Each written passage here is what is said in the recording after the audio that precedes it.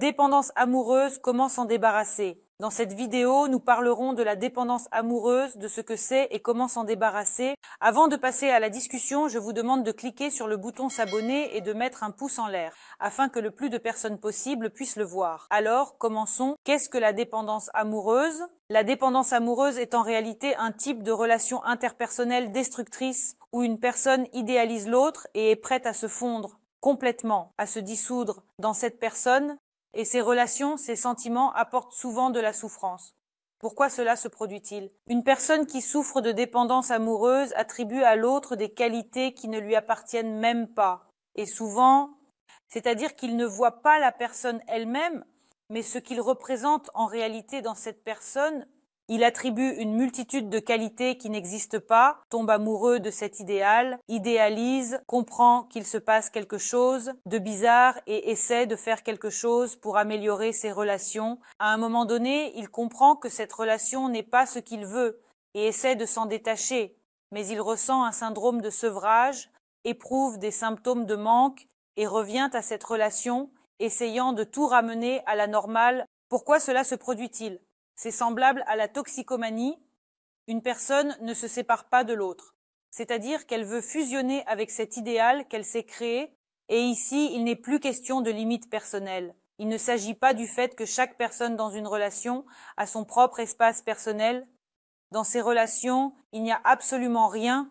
Il devrait y avoir une fusion complète.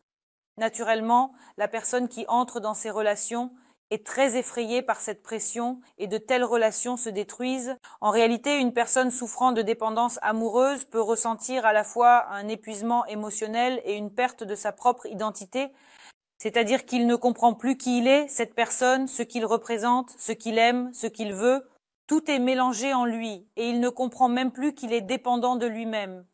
Il souffre constamment, que ce soit dans les relations ou lorsque celles-ci se terminent. Il ressent alors des montagnes russes émotionnelles, passant de l'euphorie à la chute.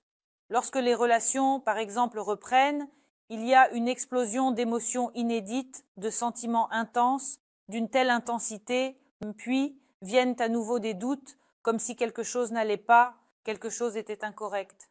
Cela signifie d'énormes montées et d'énormes chutes, passant d'un amour sans limite à un sentiment de solitude. C'est-à-dire qu'une personne est prête à donner apparemment tout d'elle-même et cette remise en question est très forte. Elle fait toujours peur car elle enfreint les limites de l'autre partenaire et viole l'espace personnel.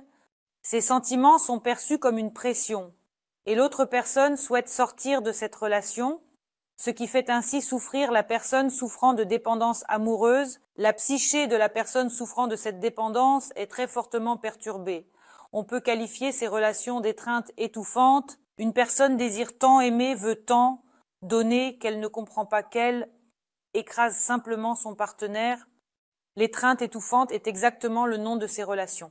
Des relations sans limite se transforment en un contrôle total. Et bien sûr, ce sont des relations abusives. Dans ces relations, il n'y a pas de bonheur et pas d'harmonie, c'est-à-dire pas d'équilibre. Si une personne domine autant, l'autre veut s'échapper de cette relation. Que faire dans ces relations? Que doit faire une personne souffrant de cette dépendance amoureuse? Comment s'en débarrasser? La première chose à faire est d'apprendre à voir les défauts. Apprenez simplement à les voir. Essayez de regarder objectivement la personne qui est à vos côtés. Si cela ne fonctionne pas, imaginez cette personne sous un jour défavorable.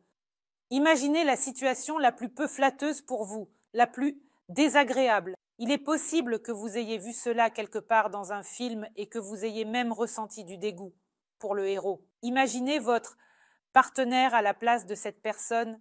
Pourquoi est-ce nécessaire? Pour comprendre que personne n'est parfait et que tout ce que vous embellissez, c'est vous qui l'embellissez seulement. Nous avons tous des défauts, alors essayez de voir les défauts. Si vous ne les voyez pas, essayez d'attribuer à votre partenaire certains défauts, c'est-à-dire de dessiner quelque chose qui n'existe pas par la suite. Discutez avec des personnes un peu cyniques, avec celles qui ne croient absolument pas ou pas du tout en l'amour. Vous en avez besoin. Tout comme les personnes qui ne savent pas aimer ont besoin de communiquer avec des gens qui les remplissent de cet amour, vous en avez également besoin pour vous rééquilibrer un tout petit peu plus afin de ne pas être trop accablé par votre amour. Vous devez vous imprégner un peu de ce cynisme.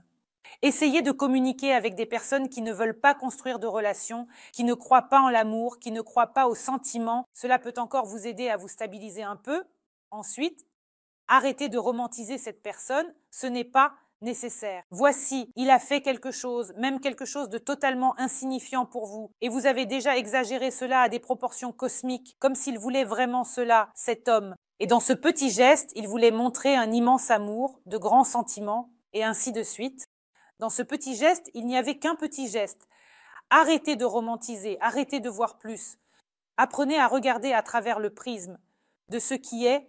Nommez ce que vous voyez. Un homme vous a offert des fleurs, par exemple, et vous avez déjà décidé qu'il veut vous épouser et qu'il est déjà follement amoureux. Nommez les actions qu'il a faites pour vous. Il a simplement offert des fleurs. Et peut-être qu'il veut quelque chose de plus, ou peut-être qu'il ne veut rien de plus. Il a juste offert un bouquet, et c'est à partir de cela que vous partez.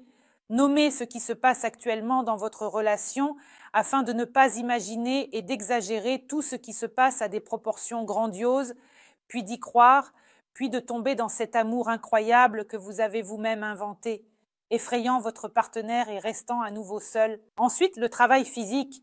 Si vous réalisez que vous ne pouvez pas vous détacher de cette personne que vous aimez tant et que vous souhaitez être à ses côtés chaque seconde, que vous voulez vous fondre en elle, occupez-vous. Avec un travail physique, faites quelque chose de difficile pour vous au moment où notre corps est occupé, le cerveau se décharge un peu, il cesse de penser, d'inventer, de réfléchir. Cela signifie que le cerveau se concentre sur une tâche spécifique, donc occupez-vous avec un travail physique. Vous pouvez aller à la salle de sport ou trouver un emploi où il est nécessaire de faire quelque chose physiquement.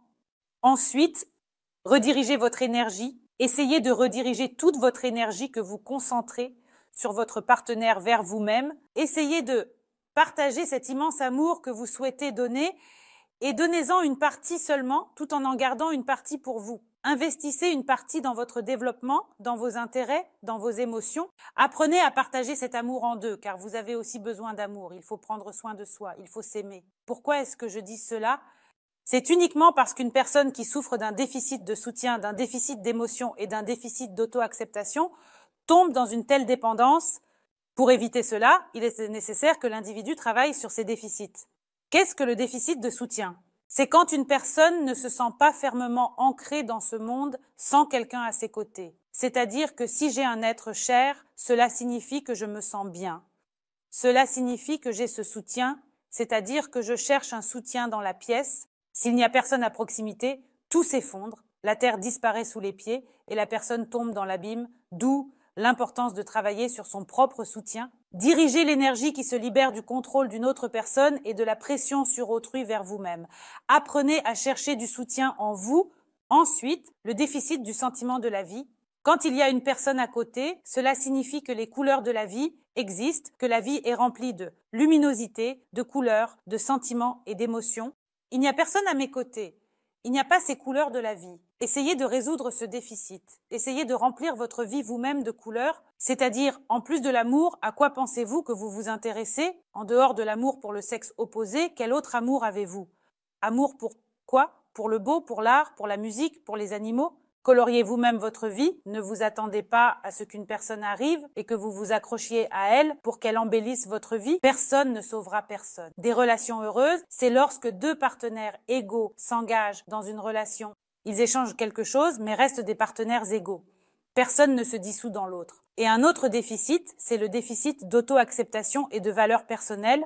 Quand une personne perd sa valeur personnelle, c'est-à-dire que si je suis en couple, cela signifie que je suis précieuse. Et si je ne suis pas en couple, cela signifie que je ne suis pas précieuse. Encore une fois, il est nécessaire de travailler sur l'estime de soi et la valeur personnelle. Il est nécessaire de s'aimer soi-même, de diriger son énergie vers soi et de comprendre que j'ai de la valeur. Que ce soit dans une relation ou sans relation, embellir sa vie, croire en soi, travailler sur son estime de soi, travailler sur les moments où l'on se dissout dans une autre personne.